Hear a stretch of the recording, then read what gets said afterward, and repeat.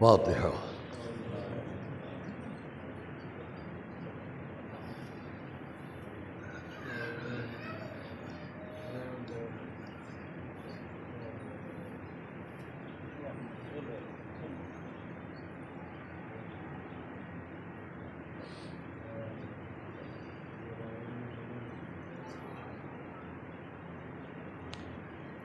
اعوذ باللہ السمیع العلیم من الشیطان اللعین الرجیم، بسم اللہ الرحمن الرحیم، الحمد للہ رب العالمین، والصلاة والسلام علی النبی الامی المکی المدنی القرشی التہامی الصادق الامین الذی ختم بہ النبیین وارسلہ رحمۃ للعالمین، البشیر المصدق والنذیر المؤید والسید الممجد ابی القاسم محمد وآل بیتہ الطیبین الطاہرین المعصومین المظلومین الذین اذھب اللہ عنہم الرجس وطہرہم تطہیرا، ولعنۃ اللہ علی اعدائہم وقتلتہم وغاصبی حقوقہم اجمعین من الاولین والآخرین۔ اما بعد فقد قال اللہ سبحانہ فی کتابہ المبین وقولہ الحق، بسم اللہ الرحمن الرحیم، کما ارسلنا فیکم رسولا منکم یتلو علیکم آیاتنا ویزکیکم ویعلمکم الکتاب والحکمہ ویعلمکم ما لم تکونوا تعلمون، صلوات اللہ۔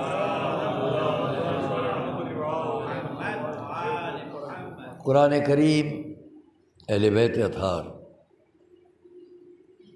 اور دنیا کے مختلف مذاہب، پہلے دن سے آپ کے سامنے میں نے عرض کیا کہ مختلف مذاہب کا عنوان قرار دینے سے مراد ہرگز یہ نہیں ہے کہ میں کمپیئر کروں، تقابل کروں مذاہب کا۔ کرنا چاہیے، کر سکتے ہیں، حق ہے آپ کو بھی، سب کو، لیکن تقابل کا مقصد افہام و تفہیم ہونا چاہیے، سمجھنا اور سمجھانا ہونا چاہیے، صرف بحث کرنا نہیں ہونا چاہیے۔ ایک چھوٹی سی مثال دوں، دو آدمی یہاں ہیں، میں کہہ رہا ہوں آپ سے، آپ آج 5 تاریخ ہے، آپ کیا کہیں گے؟ جی 5 ہے،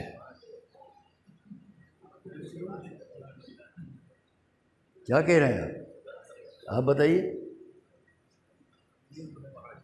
آپ بتائیے بھائی۔ وہ کہہ رہے ہیں 6، وہ کہہ رہے ہیں 6، وہ کہہ رہے ہیں، میں کہہ رہا ہوں 5۔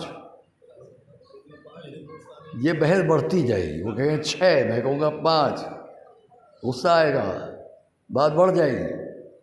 ایک عقل مند بیچ میں کھڑا ہوگا، وہ عقل مند کہے گا دونوں ٹھیک کہہ رہے ہیں، آپ 6 محرم کہہ رہے ہیں، یہ 5 اگست کہہ رہا ہے، صلوات محمد علیہ، ہے نا؟ آپ بھی ٹھیک ہے، میں بھی ٹھیک ہوں۔ بات کیا ہے؟ جب بلا سمجھے بحث شروع کر دے، اسی لیے مولا کا قول ہے لو سکت الجاہل لرفع الاختلاف، اگر جاہل چپ ہو جائے تو اختلاف ختم ہو جائے، صلوات محمد علیہ۔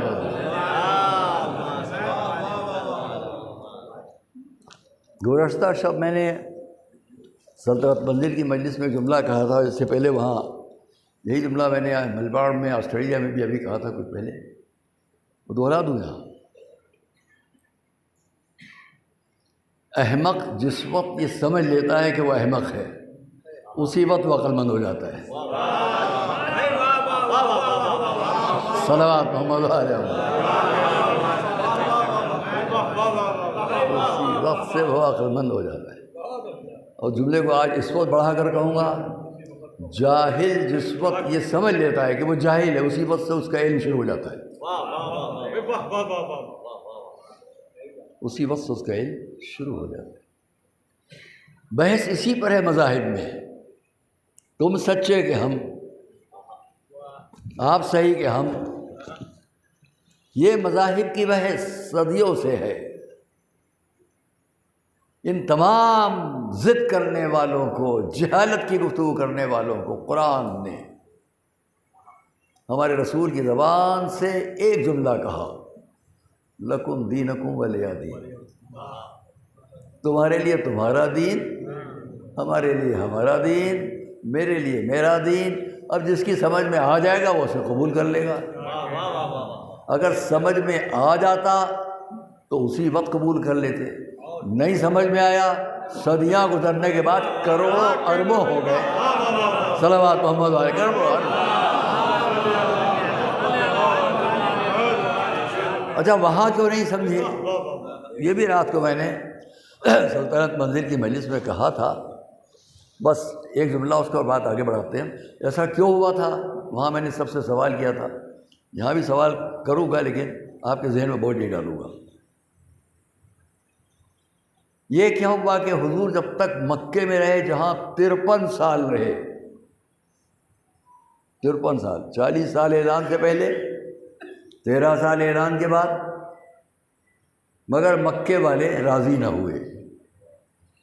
مدینے آنے سے پہلے مدینے والے راضی تھے. یہ فرق کیوں نظر آیا؟ مکے والے کیوں مخالف رہے، مدینے والے کیوں نہیں ہوئے؟ جو رات کہا تھا وہ یہاں دہرا دوں. بات صرف اتنی تھی کہ حضور جانتے تھے مدینے والوں میں کوئی حضور کے خاندان کا نہ تھا، مکے والوں میں چاروں طرف خاندان والے تھے. خاندان والوں کا خاندان سے حسد ہوتا ہے، باہر والوں کا نہیں ہوتا ہے. صلوات محمد علیہ. بلند آواز سے صلوات پڑھی محمد علیہ.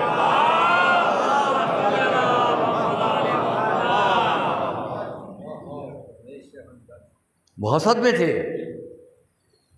اس حسد نے ان کو آمادہ کر دیا، اور اسی حسد کو سامنے رکھ کر، اسی حسد کو سامنے رکھ کر حضور نے حکم الہی پر وانذر عشیرتک الاقربین، پہلے ان خاندان والوں کو بلا کے ڈرائیے. پہلا حکم خاندان والوں کے لیے آیا، ان کو بلائیے. 40 جمع ہوئے. یہ 40 کا عدد ہر جگہ ہے، میں نے کہاں ہے، بیان نہیں کروں گا. 40 جمع ہوئے. ان 40 میں صرف 2 وہ تھے جو رسول کی تصدیق میں تھے، 38 نہیں تھے. حالانکہ سب کھانا بھی کھا رہے تھے اور پیٹ بھر کے کھا رہے تھے. اس لیے کہ عرب خوش خوراک ماشاء اللہ. اگر میں ان کی کھانے کی تاریخ پڑھوں، میں نے پڑھی ہے کبھی، جو بڑے بڑے بادشاہ گزرے وہاں، ان میں سے ایک ایک بکرا ایک وقت میں آرام سے کھا جاتا. جی آپ حیرت سے منہ بنا رہے ہیں، لیکن آپ تو شاید ہاتھ پاؤں بھی نہیں کھا پائے گے. یہ ہوتا تھا. تو اس لیے میں ان کی بات نہیں کروں گا، لیکن یہ حقیقت ہے کہ حضور نے حکم الہی پر عشیرتک الاقربین، بلائیے، وانذر، ڈرائیے ان کو. آئے، سب آئے. 3 دن تک آئے، ایک رات نہیں، ایک دن نہیں، 3 دن. اور 3 دن میں ایک ہی تھا جو ہر روز اٹھ کر کہتا تھا میں آپ کے ساتھ. ایک ہی تھا جو ہر روز اٹھ کر یہ کہتا تھا یا رسول اللہ میں آپ کے ساتھ، بیٹھ جاؤ. دوسرا دن، تیسرا دن، یہ 3 دن تک رسول نے ان 38 لوگوں کو موقع دیا. یہ نہ کہنا کہ پہلے ہی دن کہہ کر آئے تھے آپس میں یہ کرو، انہوں نے کہا میں ساتھ دینا گا، تم آج سے ہمارے لیے. یہ نہیں ہے.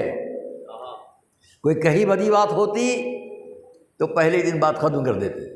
3 دن تک موقع دیا گیا، جس کو آنا ہے ساتھ وہ آ جائے. اور جب کوئی ساتھ نہ آ رہا تھا تو آخری دن اعلان کیا گیا سے یہ میرا بھائی، میرا وزیر، میرا وزیر، میرا خلیفہ، میرا جانشین.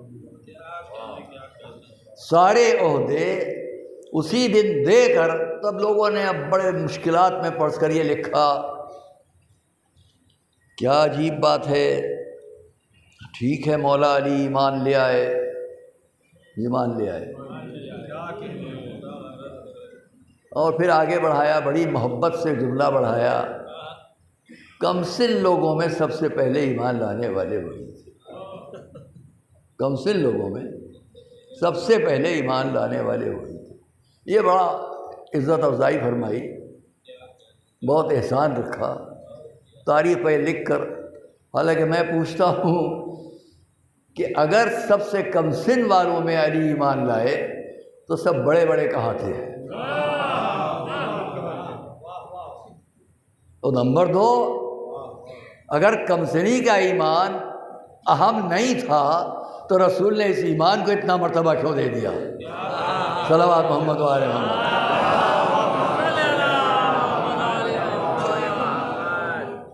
ہاں دوستو، رہی حسد، خانوادگی میں حسد ہو جاتا ہے. میرے گھر میں یہ بات کیوں نہیں آئی، ان کے گھر میں کیوں آ گئی؟ ہوتی ہے بات، مذہبیت میں روحانیت میں نہیں ہوتی یہ بات. روحانی زندگی میں آدمی سمجھنا چاہتا ہے کیا ہے. 13 سال نکل گئے. میں تمام دنیا کے مذاہب کو دعوت فکر دیتا ہوں. پیغمبر اسلام کی اس تبلیغ پر جو آپ کی نظروں کے سامنے ہے. آئیے توجہ کیجیے گا، بہت زیادہ نہیں لوں گا وقت. 40 سال تک حضور نے اعلان نبوت کیے بغیر وہ پورا کردار پیش کیا جو تمام تاریخ میں ہمیشہ بڑے بڑے بزرگان دین کا اور مبلغین کا، پیغمبر اسلام کا وہ کردار، روحانی زندگی کے سب سے بڑے نمایاں لوگوں کا، پیغمبروں کا، مرسلین کا کردار وہی ہے. 40 سال تک. اس 40 سال کی زندگی میں کہیں بھی آپ چاروں طرف عرب کی سرزمین پر 2-3 باتیں شدت سے نظر آتی تھیں. راتوں کا سناٹا، صحرا، ریگستان، عرب صحرا، صحرائی عرب، ریت پر لیٹا ہوا ہے، آسمان پر ستارے جگمگا رہے ہیں، اشعار پڑھ رہا ہے. آسمان کو دیکھتا ہے، جگمگاتے ستاروں کو دیکھتا ہے اور اشعار پڑھتا ہے. شاعری اس کی گھٹی میں ہے، نس نس رگ رگ، ایک ایک فکر شاعری. دن کا وقت ہوتا تھا، ہر وقت تیر تلوار گھوڑے سواری کی مشق، پتہ نہیں کہاں لڑنا پڑ جائے. 2 ہی کام تھے عرب میں، یا جنگ کی تیاری یا بزم کی تیاری. رزم و بزم میں کھویا ہوا عرب یا شاعری کر رہا ہے یا لڑائی کر رہا ہے. یہی 2 باتیں ہیں. آپ پورے عرب کی تاریخ میں پڑھیں گے. اس عرب کی تاریخ کا سب سے نمایاں گھرانہ اگر کوئی تو بنی ہاشم، بنی ہاشم کے گھرانے میں سب سے نمایاں فرد اگر کوئی ہے تو حضور کی ذات. 40 سال کی زندگی میں ایک لمحہ تو دکھاؤ جب حضور کوئی شعر پڑھ رہے یا کوئی نیزہ بلند کر رہے ہو. نہ ہاتھوں میں تلوار ہے، نہ تیر کمان ہے، نہ زبانوں پر اشعار ہے. دونوں سے ہٹ کر بتلایا تم جس میں کھوئے ہوئے ہو، ہم اس سے ہٹ کر تم کو بتلائیں گے کہ جو ادھر سے آتا ہے وہ وقت ضائع نہیں کرتا. یہ وقت ضائع کرنا ہے، انسانیت کو پیچھے ڈالنا ہے. اور اس لیے 13 سال تک، 40 سال ویسے بھی زندگی گزارے جس میں یا فاران ہے یا کوئی ابو قبیس ہے، وہاں جا کے تنہائیوں کی زندگی ہے. جب پلٹ کر اپنے گھر آئیں گے تو آ کر وہاں بھی خاموش زندگی ہے. اس خاموشی والی زندگی کو حضور نے اس طرح پیش کیا کہ کوئی الزام آپ کی 40 سال کی زندگی پر وہ نہیں ہے جو انسانی زندگی میں ہوتے ہیں، کوئی ایک بھی طرح. اور پھر جب اعلان نبوت کے بعد کی 13 سال کی زندگی ہے تو اس 13 سال کی زندگی میں بھی ہر طرف سے حملے ہیں، یورش ہے، پریشان کرنا ہے، یہاں تک کہ حضور کے صحابی کی زوجہ کو قتل کر دیا جائے، صحابی کو قتل کر دیا جائے، لیکن اس کے باوجود تلوار نہیں بلند ہوتی. ہجرت سے، اپنی مکے کی طرف ہجرت سے 7 سال پہلے حبشہ کی طرف اپنے گھر والوں کو بھیج دیا. ایک سوال ہے، کسی مورخ سے نہیں لکھا، میرے ذہن کی بات ہے آپ کے سامنے پیش کر رہا ہوں. حضور نے ہجرت کی تو کدھر گئے؟ مکے سے مدینے. مکے سے 440 کلومیٹر کا فاصلہ طے کر کے مدینے گئے. 7 سال پہلے جب آپ کے بہت ہی قریبی لوگ، بہت بہادر اور شجاع لوگ، ان میں سے آپ کے چچا بھائی حضرت جعفر، ان کے ساتھ عورتیں بھی ہیں، قبیلہ ہے، خاندان ہے، یہ 80 آدمیوں کو ہجرت کے لیے بھیج دیا رسول نے۔ میں نے دیکھا ہے وہ سمندر جس سے میں کبھی گزرا ہوں، 11 دن تک یا سمندر تھا یا آسمان تھا۔ دور پر بہت دنوں میں 6-7 دن بعد مجھے سعودی عرب کا کنارہ اور یمن کا کنارہ دکھلائی دیا، میں ممباسا پہنچا، زمانہ گزرا۔ یا سمندر ہے یا آسمان ہے، انتہائی خطرناک سمندر۔ اس سمندر کی لہروں میں حضرت جعفر حبشہ گئے، کشتیوں پر 80 آدمیوں کو لے کر گئے۔ کیوں نہیں مدینے بھیج دیا؟ کبھی سوال کیا کسی مورخ نے؟ کبھی لکھا کسی نے؟ اس حبشہ کی طرف، یہ میرا ایک یہ اہم لمحہ فکریہ ہے جو ساری دنیا کے مذاہب کے لوگوں کو پیش کر رہا ہوں۔ تمام دنیا کے مذاہب کا عنوان قرار دیتے میں پیش کر رہا ہوں، اس بات کو توجہ کیجیے گا آپ۔ یہاں یہ مجمع بھی ہو جہاں تک میری بات جائے، حضور کے مکے سے پہلی بار ہجرت کرنے والے 80 لوگ کشتیوں پر بیٹھ کر، مجھے نہیں معلوم جدہ سے گئے کہ آگے جا کر عمان کی سرحدوں سے گئے، کہاں سے گئے، لیکن حبشہ پہنچے۔ ایک سوال جو محققین یہاں تشریف فرمائے، ان کے سامنے ایک سوال ہے، لمحہ فکریہ ہے۔ حبشہ کیسا ہے ملک اس وقت؟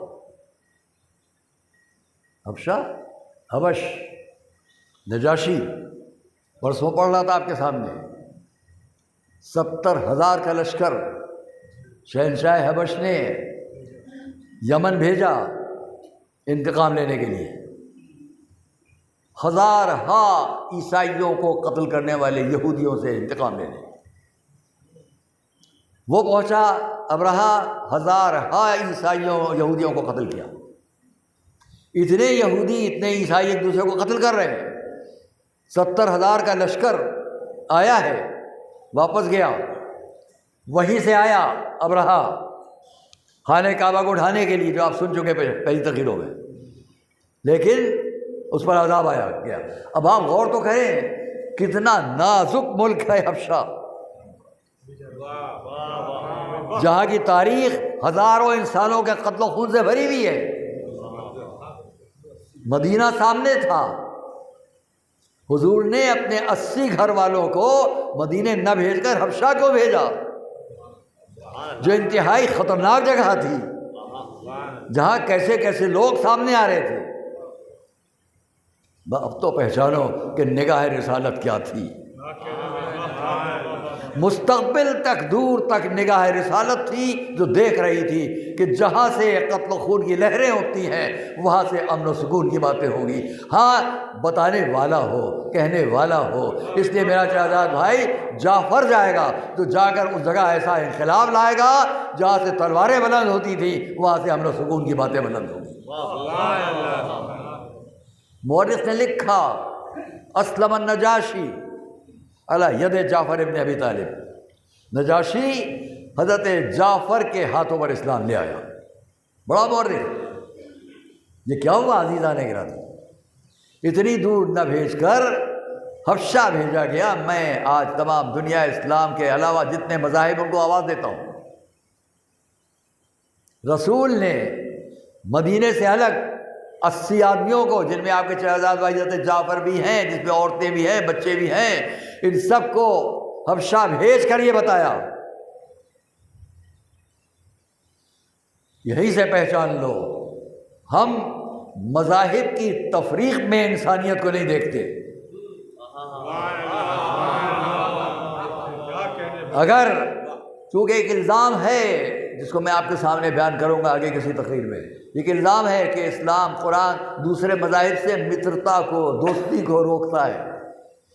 اگر دوسرے مذاہب پر اعتبار کو روکتا تھا اسلام اور قرآن، تو رسول نے اسلام کے اعلان کے بھی 8 سال کے بعد، 7 سال کے بعد اپنے خاندان کے اتنے لوگوں کو عیسائیوں کے درمیان کیوں بھیج دیا؟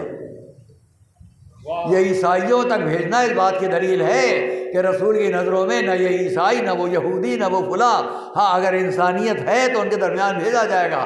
دوستی کا تقاضا مذاہب کی بنیاد پر نہیں ہوتا ہے۔ صلوات محمد وآل محمد۔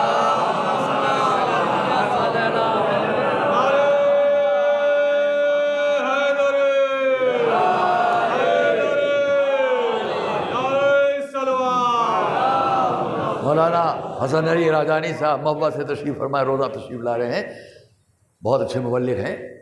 میں آپ سے پوچھتا ہوں، پورے بھارت میں، پورے ہندوستان میں، آپ یہ پوری دنیا میں جاتے ہیں، کہیں بھی ہمارے درمیان مذہبی تفریق نہیں ہے۔ مذہبی تفریق انسان کی انسانیت سے دور نہیں کرتی ہے۔ ہر مذہب انسانیت کی طرف لے جاتا ہے۔ کون کتنے اچھے انداز میں لے جائے گا یہ ایک الگ بات ہے۔ اب اس بنیاد پر حضور نے 13 سال کے بعد، پہلے 7 سال پہلے، اپنی ہجرت سے 7 سال پہلے، ایک پورے علاقے کو، پوری قوت و طاقت کو منتشر کر دیا، جائیے آپ۔ اور حضرت جعفر 7 سال پہلے حضور کی ہجرت سے حبشہ گئے، اور 7 سال کے بعد واپس آئے، 14 سال کے بعد واپس آئے۔ اسی مسافرت میں آپ کے یہاں ولادت ہوئی حضرت عبداللہ ابن جعفر کی۔ جب آئے ہیں تو حضرت عبداللہ ابن جعفر 7 سال 6 سال کا تھے، لیکن خود جب ہجرت کی، ہجرت کرنے سے پہلے غور کرنا، رات کا وقت ہے، ہمارے حضور کو حکم ملا اب آپ یہاں سے مکے جائیں۔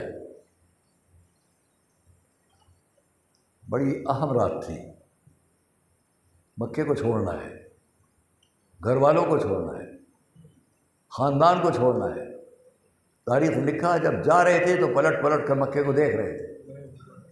ایک شعر زبان پر تھا جس کو ابھی نہیں پڑھوں گا، اور اس عالم میں جانے سے پہلے اپنے بھائی کو بلایا، اے علی اس بستر پر سو جائے۔ یہ میں اپنی تاریخ سے نہیں پڑھ رہا ہوں، ہماری تاریخوں میں جہاں وہاں کی بات نہیں ہے، بلکہ بڑے بڑے مورخین نے لکھا کہ رسول نے علی کو اپنے بستر پر سلایا۔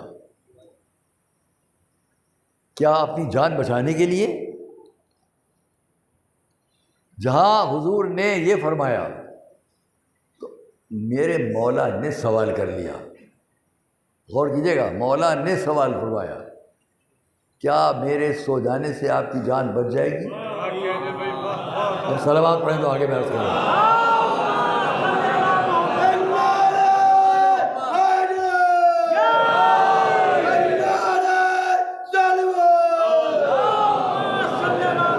کیا میرے سو جانے سے آپ کی جان بچ جائے گی؟ علی کا سوال ہے۔ ہاں اے علی ایسا ہے۔ مورخین نے لکھا سننا تھا کہ میرے مولا نے زمین پر سر رکھا، بارگاہ معبود میں سجدہ شکر۔ مورخین نے لکھا زمین پر یہ پہلا سجدہ شکر تھا۔ صلوات محمد علیہ۔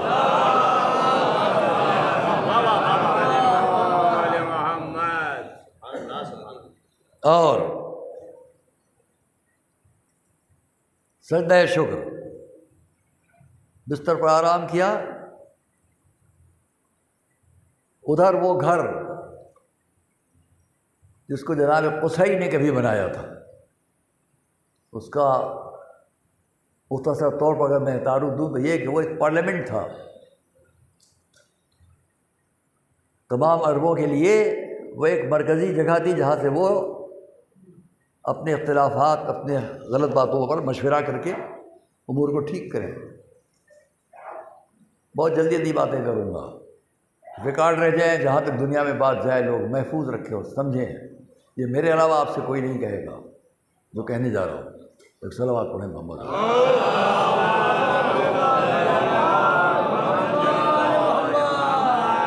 اور میں اسی لیے کہا کرتا ہوں، شب ہجرت جب رسول نے 53 سال کی سن پر اب خود ہجرت فرمائی، یہ شب ہجرت محض خطابت کے انداز میں پڑھ کر نکل جانے کی بات نہیں ہے۔ شب ہجرت میرے نزدیک اسلامی تبلیغی زندگی کا ایک ایسا اہم موڑ ہے. آپ دیکھ رہے ہیں ایک یہ راستہ ہے، ایک یہ راستہ ہے. یہ موڑ ہے کہ نہیں؟ یہ تو دیکھ رہے ہیں آپ لوگ. ایک یہ راستہ ہے، یہ میرا ہاتھ، ایک یہ راستہ ہے، ایک یہ راستہ ہے. یہ موڑ ہے. اس موڑ پر جو کھڑا ہوگا وہ یہاں تک بھی دیکھے گا اور یہاں تک بھی دیکھے گا. بات سمجھ میں آ گئی؟ جو اس موڑ پر کھڑا ہوگا وہ یہاں تک بھی دیکھے گا اور یہاں تک بھی دیکھے گا.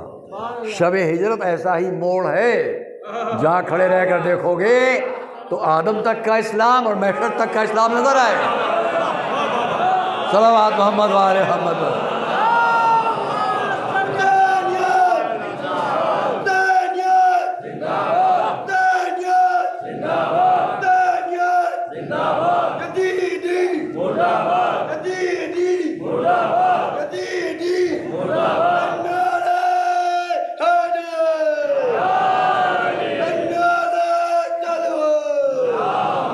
دونوں منظر دکھائی دیں گے.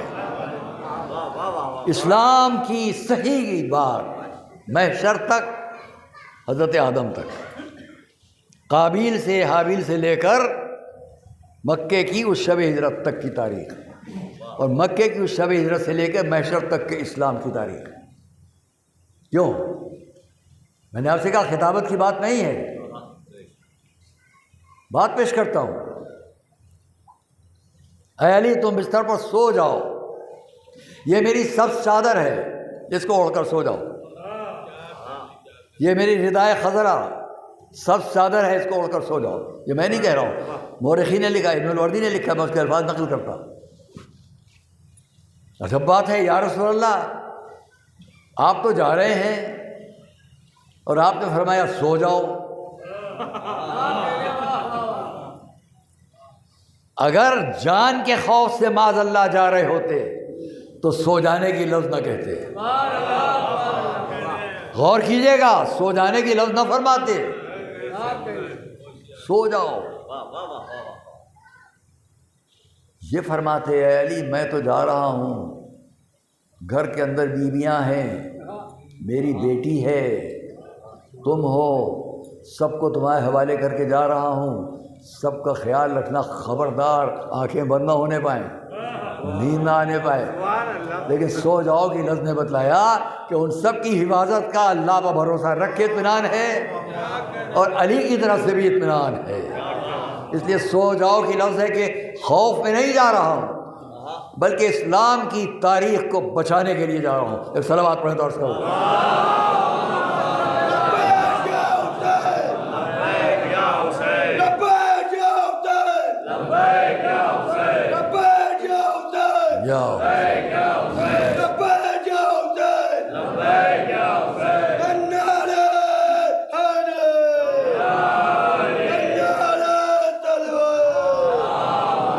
یہاں ہماری ایک فکر ہے، میری اپنی ایک فکر ہے جس کو میں اس موقع پر بہت طالب علمی کے زمانے سے پڑھتا ہوں، کہتا ہوں، آپ کو سناتا ہوں.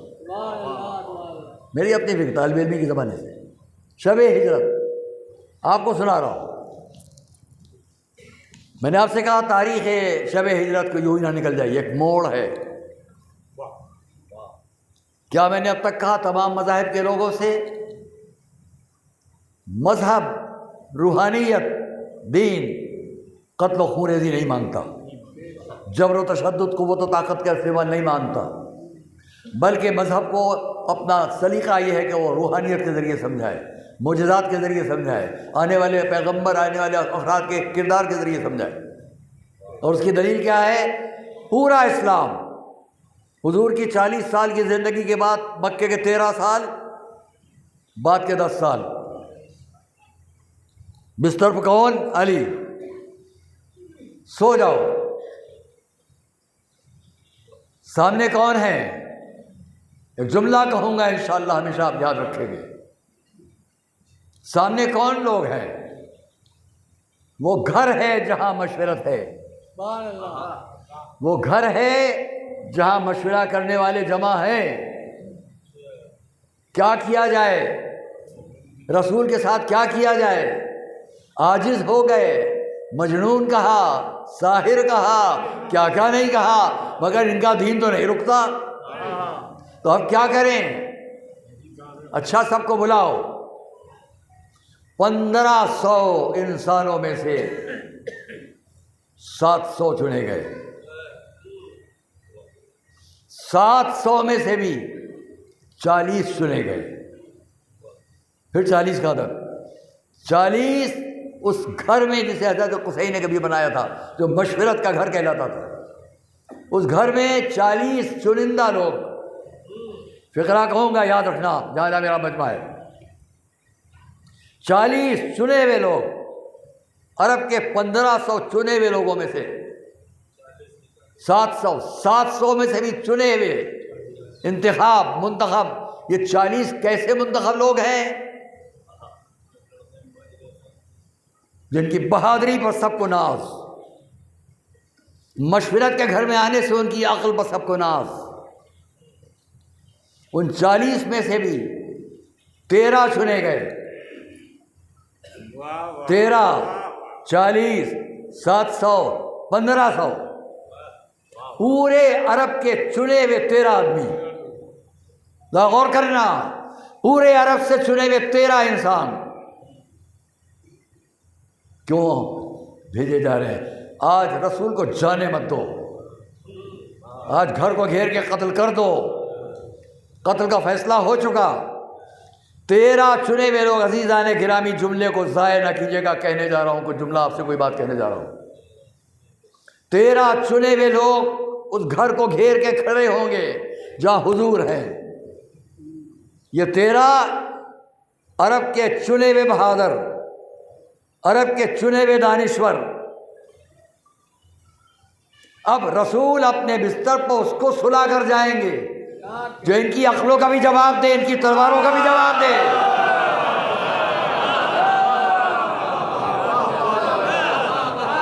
صلوات محمد و آل محمد۔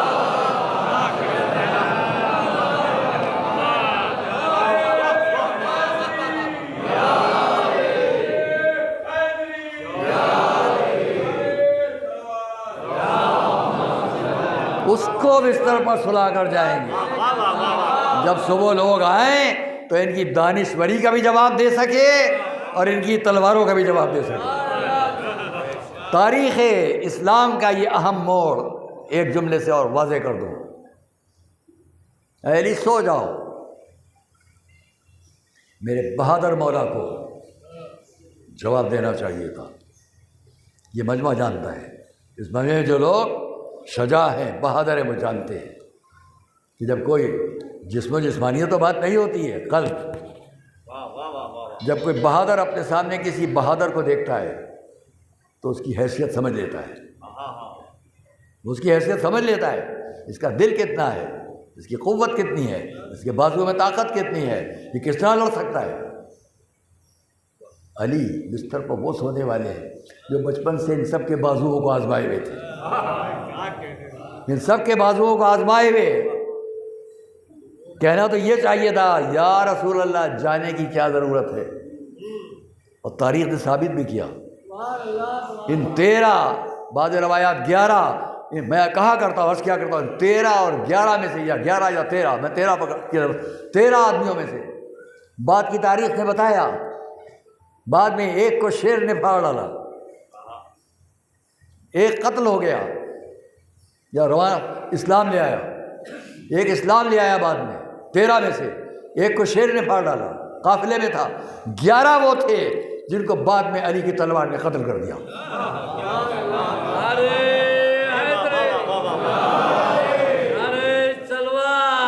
تو کہنے جا رہا ہوں، سوئیے گا نہیں، صلوات پڑھیے محمد علیہ وسلم۔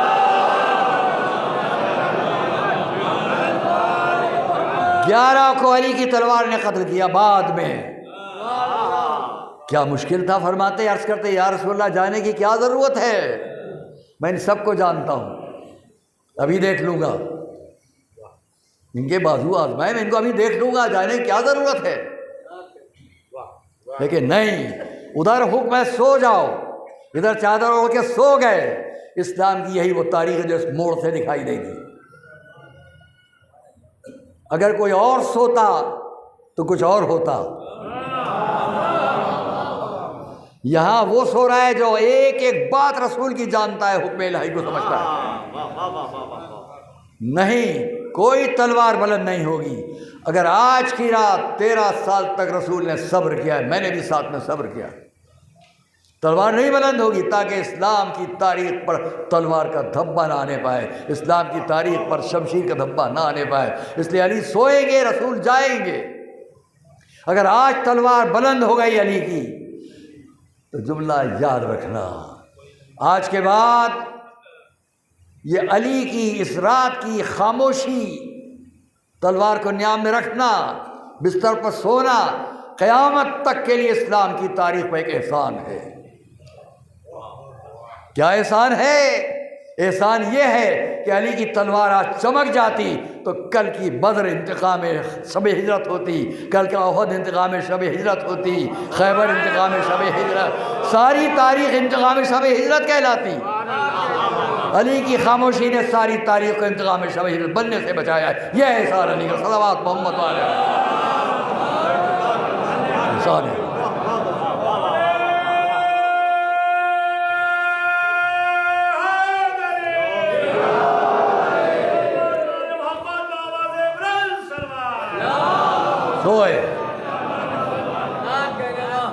آئیے چند جملے اور کہوں گا آج کی تاریخ، ممکن ہے کہ 5-7 منٹ آج کچھ زیادہ ہو جائے، معذرت چاہتا ہوں، میں اس موضوع کو تمام کرنا چاہتا ہوں۔ ایک اور صلوات محمد علیہ۔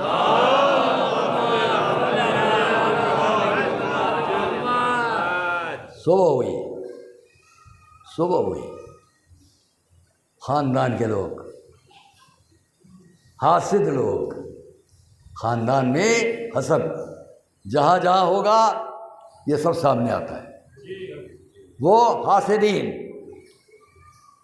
تاریخ نے لکھا، اس کو بڑے بڑے مورخین نے لکھا، ابو سفیان، ابو جہل، اکرمہ، حنظلہ، عتبہ، عمیر، کون کون جمع ہوئے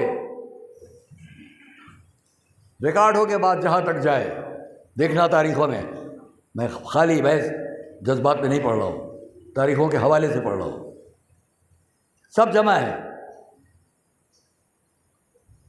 ایک عمر ابن وائل یا عمیر ابن وائل، دونوں طرح نام ہے، عمیر ابن وائل، اس کے پاس ابو سفیان کا بیٹا حنظلہ آیا، کچھ کہا، ایک سازش بنی۔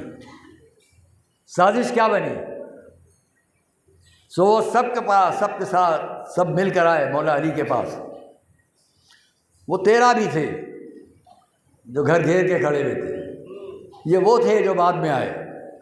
یا علی، وہ کہاں گئے؟ وہ کہاں چلے گئے؟ کیا تم نے میرے حوالے کیا تھا؟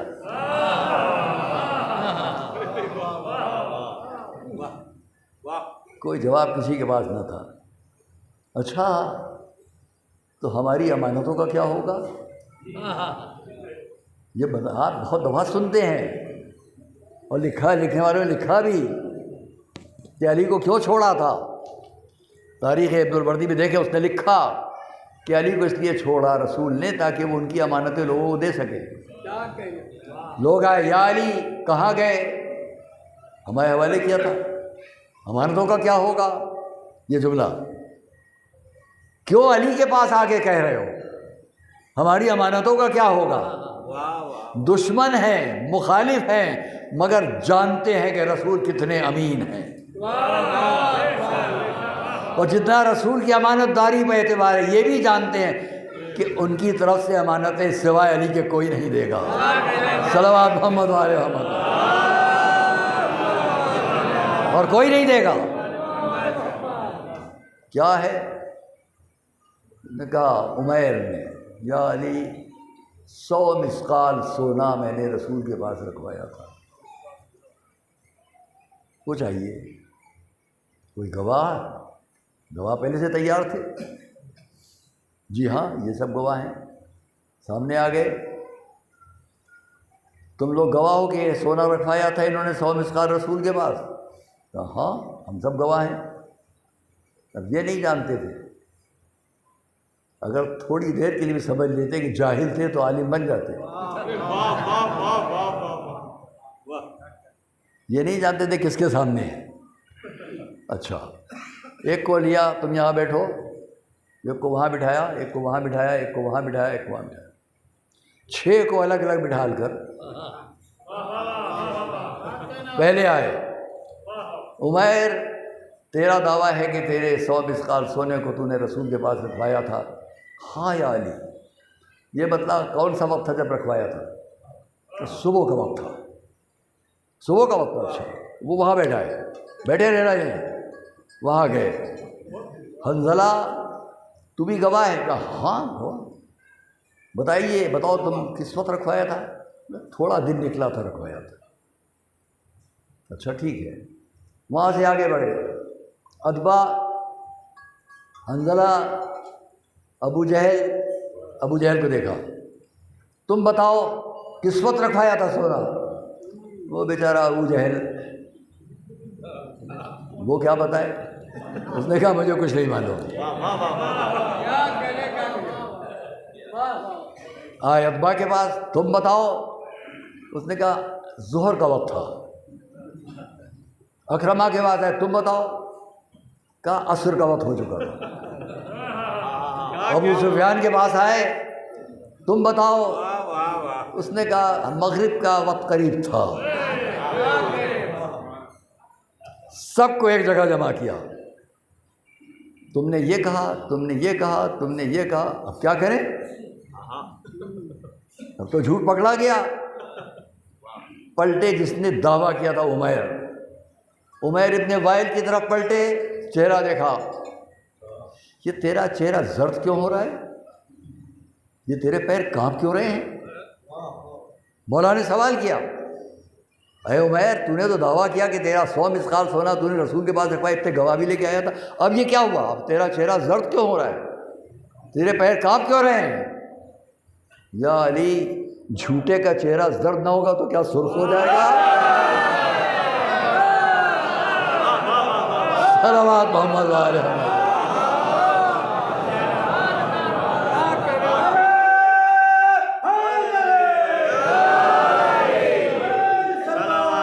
جھوٹے کا چہرہ زرد نہ ہوگا تو کیا سرخ ہوگا؟ یا علی، یہ سب کہانی من گھڑت ہے اس کی، حنظلہ کی، ابو سفیان کا بیٹا، تب اس کی ہے کہانی۔ دیکھیے، یہ نکالا اس نے گلوبن، یہ ابو سفیان کی بیوی کا ہے، اس کا نام کتبہ ہے، مجھے رشوت میں دیا گیا تھا کہ میں جھوٹی کہانی بیان کروں۔ کوئی کہانی نہیں ہے، کوئی سونا نہیں رکھوایا تھا، کوئی سونا نہیں رکھوایا، سب جھوٹی بات ہے۔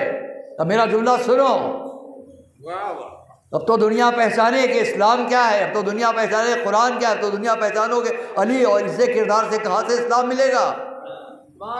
علی وہ ہیں جو رات کو جب رسول کے بستر پر سوتے ہیں تو رسول کی جان بچاتے ہیں، اور جب صبح اٹھتے ہیں تو رسول کا کردار محفوظ کرتے ہیں۔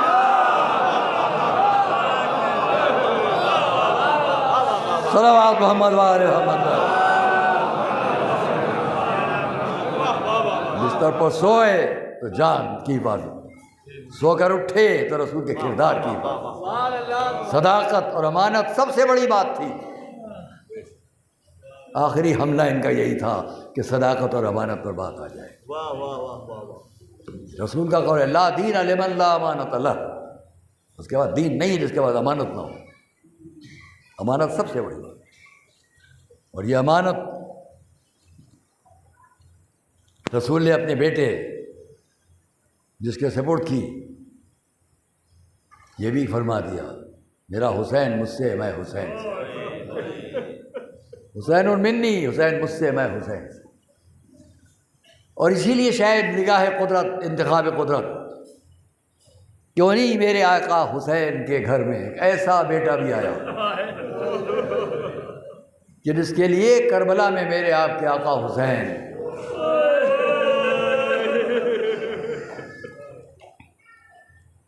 یہ گھٹنا زمین پر رکھا، یہ گھٹنا بلند، ہاتھ آسمان کی طرف اٹھائے، والے اب میں تیری راہ میں جنگ کرنے کے لیے اب تو اس بیٹے کو بھیج رہا ہوں، جو صورت میں، سیرت میں، چلنے میں، بات کرنے میں تیرے رسول جب کبھی پالنے والے مجھے اپنے رسول کی زیارت کا شوق ہوتا ہے تو میں اپنے بیٹے کو دیکھ لیتا ہوں۔ صورت و سیرت، سیرت کی لفظ وہ علی اکبر مدینے میں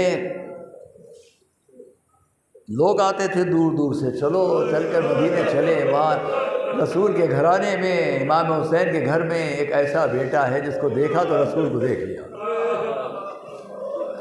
میں اپنے طور پر نہیں کہہ رہا ہوں، مورخین نے لکھا اور بڑا قیمتی جملہ لکھا، لیلا کو کتنا فخر محسوس ہوتا ہوگا، لیلا کو، ان کو لوگ ام لیلا کہتے تھے، لیلا کو کتنا فخر محسوس ہوتا ہوگا جب صبح صبح دیکھتی ہوگی یہ زینب آ رہی ہے، یہ ام کلثوم آ رہی ہے، کیوں آ رہی ہیں؟ علی اکبر کو دیکھنے آ رہی ہیں۔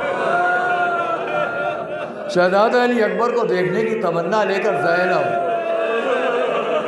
چلو چل کر دیکھیں، لیلا کے بیٹے کو دیکھ لیں گے، گویا اپنے جد رسول کو دیکھا۔ یہ واقعہ میں ہمیشہ آج کی تاریخ میں پڑھتا ہوں۔ ایک صحرائی عرب آیا، آ کر امام حسین کی خدمت میں پہنچا، یاد عجبنا رسول اللہ، بہت دور سے آیا ہوں، کیا چاہتا ہے؟ مولا میں نے دور سے تذکرے آپ کے بیٹے کے سنے ہیں، بڑا حسن و جمال کا ذکر سنا ہے، دیکھنا چاہتا ہوں، ایک زیارت کر لوں۔ گھر میں حکم بھیجا گیا علی اکبر کو بھیج دو۔ لیلا جانتی ہے کیوں بلایا گیا ہے، کیوں بلا رہے ہیں، کوئی آیا ہے، دیکھنے آیا ہے، زیارت کرنے آیا ہے، اپنے بیٹے کو سجایا ہوگا، بہترین لباس پہناتی ہوگی، جاؤ بیٹا جاؤ، اپنے بابا کے پاس جاؤ۔ آئے علی اکبر، وہ صحرائی عرب سر جھکائے بیٹھا ہے۔ امام نے فرمایا بھائی جس لیے آیا تھا لے دیکھ لے۔ مورخ نے لکھا اس نے اپنی نظریں بلند کی، چہرہ اٹھایا، بلند کیا، نظریں بلند کی، کہا دیکھ یہ تو میرا بیٹا ہے۔ اب جو علی اکبر کو دیکھا اتنا اثر حسن و جمال کا ہوا کہ لرزہ کانپا، بے ہوش ہو کے گر پڑا، بے ہوش ہو کے گر پڑا۔ جب ہوش میں آیا تو دوڑ کر قدموں پر سر رکھ دیا، آقا دعا کر دیجیے اللہ مجھے بھی ایک ایسا بیٹا دے دے۔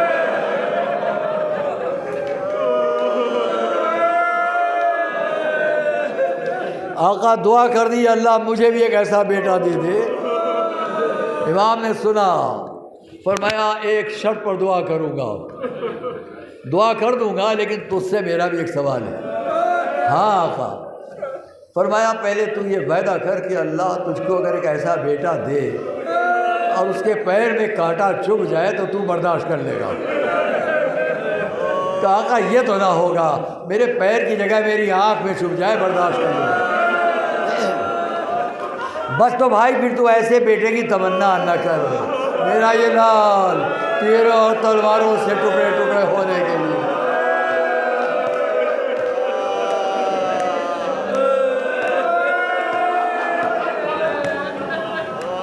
وہ علی اکبر عصر عاشور اپنے بابا کے سامنے، بس مختصر کر رہا ہوں، بابا میدان میں جانے کی اجازت دے دیجیے۔ امام نے دیکھا اپنے جوان کو، سامنے میدان کو دیکھا، خون کے پیاسے کھڑے ہوئے ہیں، تلواریں کھچی ہوئی ہیں، کمانوں سے تیر جڑے ہوئے، ہر طرح انتظار کر رہے ہیں اب کون آئے گا، اب کون آئے گا۔ امام نے دیکھا اس منظر کو، میدان کو دیکھا، اپنے بیٹے کو دیکھا، عجب جملہ فرمایا، میرے لال اجازت تو دے دو لیکن پہلے ان خیموں میں چلے جاؤ جہاں تمہارے لیے بیویاں منتظر ہیں، وہ تمہاری بھوبی زینب جنہوں نے تمہیں پال کے بڑا کیا ہے، تمہاری ماں لیلا، جا کے ان سے اجازت لے لو۔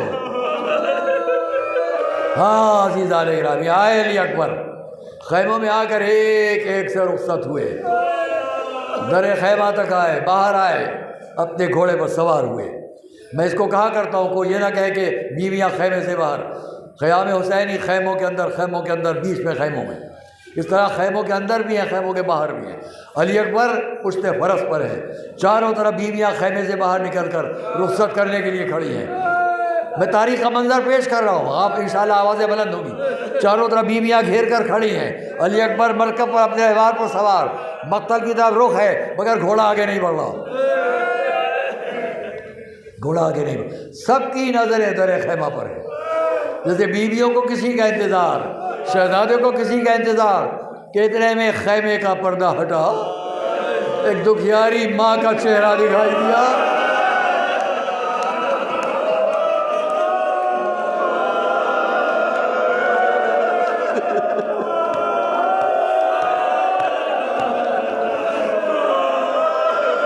ماں نے اپنے بیٹے کو دیکھا، بیٹے نے اپنی ماں کو دیکھا، آواز دی، مادر گرامی خدا حافظ۔ صاحب ریاض لکھتے ہیں مادر گرامی خدا حافظ، جملہ سنے دنیا۔ لیلا نے کیا کہا؟ بیٹا جاؤ، خدا حافظ، تمہاری ماں تمہاری شکر گزار کہ تم نے اپنی ماں کو روز قیامت سیدہ کے سامنے سرخرو کر دیا۔ علی اکبر مقتل کی طرف چلے، ماں خیمے تک آئی، زمین پر بیٹھی، فرش کو پلٹا، زمین سے ریت اٹھائی، اٹھا کے سر کے بالوں میں ڈالنا شروع کر دی۔ اے وہ جس نے یوسف کو یعقوب کی طرف پلٹایا، جس نے اسماعیل کو ہاجرہ کی، ایک بار میرے بیٹے کو مجھ تک پلٹا دے۔ ماں کی دعا، ایک بار علی اکبر پلٹے، بابا پیاس ہلاک کیے دیتی ہے۔